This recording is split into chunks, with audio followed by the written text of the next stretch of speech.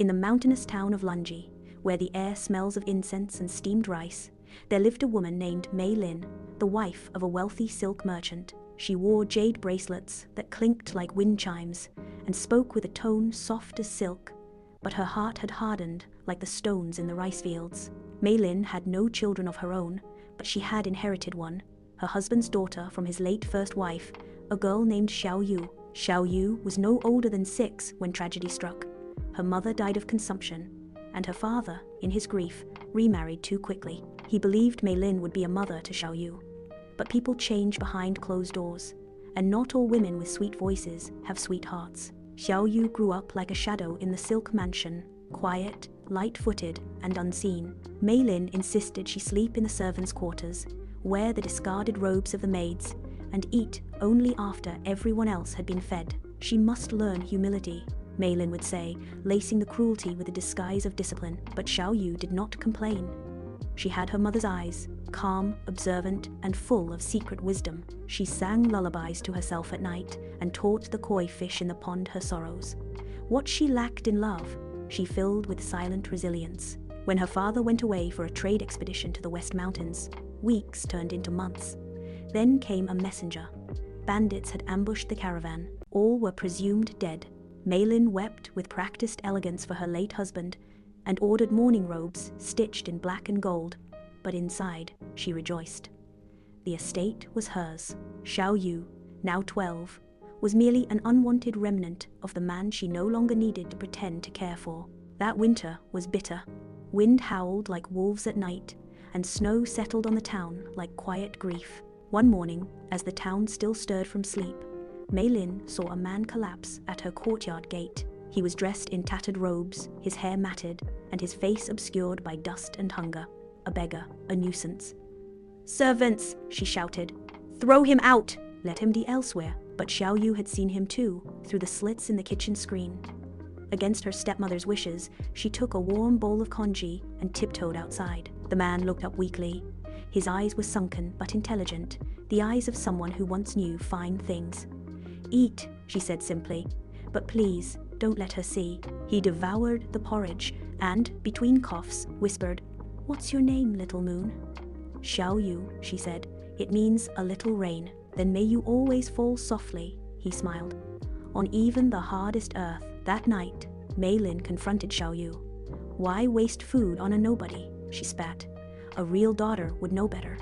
"I only did what father would have done," Xiao Yu said quietly. That stung more than she expected. In the days that followed, the beggar returned, weaker each time. Xiao Yu gave him what she could, scraps of food, a blanket, and old boots, until finally, in a twisted show of irritation, Mei Lin snapped. "If you love this beggar so much," she hissed one morning, "then go with him. You're of no use to me anyway."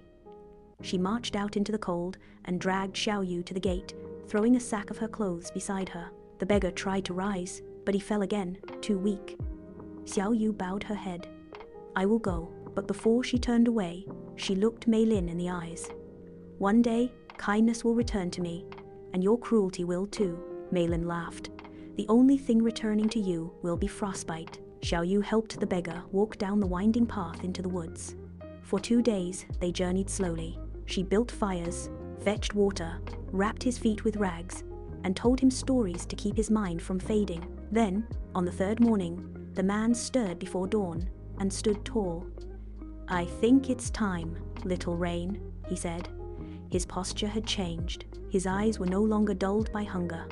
He reached into the seams of his rags, and out came a thin velvet pouch. From it, he pulled a ring of deep red jade engraved with the seal of the House of Qian.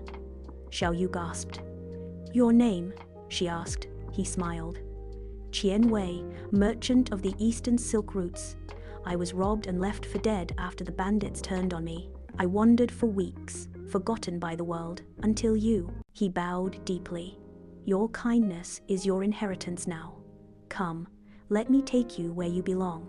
3 months later, a grand procession of golden wagons and soldiers entered Lanji. At its head rode Qian Wei, alive and prosperous, beside a finely dressed girl in brocade, Xiao Yu. Mei Lin came running out, her hair disheveled, pretending to faint at the sight of her dear husband. He ignored her, she tried to embrace Xiao Yu. "My child, I thought you were gone." Xiao Yu's voice was soft but firm. "You threw me to the streets, you fed me lies and cruelty. You called me useless." Qianwei turned to the town elders.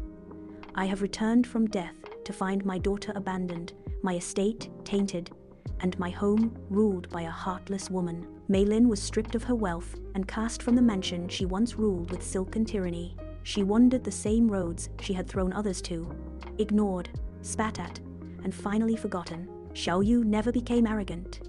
She used her new life to open shelters and soup kitchens across Lanji. When asked why she gave so much, she would simply say, "Because sometimes the world gives you no reason to believe in kindness. And that is the very moment you must become it." And in every bowl of rice, every stitched robe, and every warm blanket given to the cold, lived the story of a girl once discarded and a beggar who was never what he seemed. And so, in the land where silk once shimmered and hearts once hardened, a forgotten girl became a beacon, and a beggar revealed the true weight of wealth. From this tale, whispered through the winds of many tribes, we are reminded that kindness is never truly lost. It plants seeds in the dark, blooming when the world least expects it. That the poorest looking soul might carry the richest spirit, and appearances are often veils over deeper truths. That those who endure cruelty with grace rise higher than those who rule with coldness. And that life, like the seasons, always circles back. What we give comes around, whether light or shadow. So the next time a stranger knocks at your gate, or a quiet voice seeks warmth, remember Xiao Yu, the girl of dust and silk, and ask yourself, will you see with your eyes or with your heart? This is Folktales of Many Tribes. See you on another one.